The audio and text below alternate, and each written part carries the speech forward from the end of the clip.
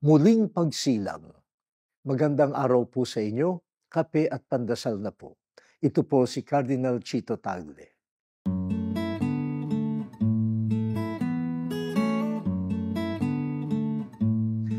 Hindi na pangarap at imahinasyon lamang ang buhay na walang hanggan at ang paghahari ng Diyos. Totoo at nagaganap na ngayon ang tagumpay ng Diyos, bagaman naglalakbay pa rin tayo patungo sa kaganapan nito. Sa muling pagkabuhay ni Jesus, tayo ay binigyan ng bagong buhay sa pamamagitan ng binyag. Si Jesus ay muling nabuhay, ang mga bininyagan ay muling isinilang. Kapag bagong silang ang sanggol, napapansin nating siya'y sumisigaw na parang umiiyak sa tuwa. Humihinga na parang hinihigop ang hangin. Makislot na parang naghahanap ng kalinga.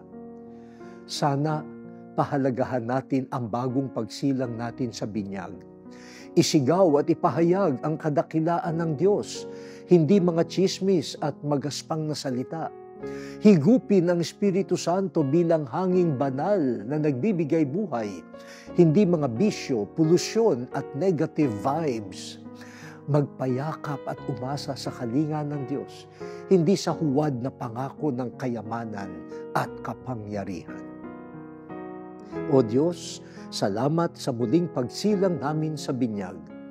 Manatili nawa kaming patay sa kasalanan at buhay para sa iyo. Amen.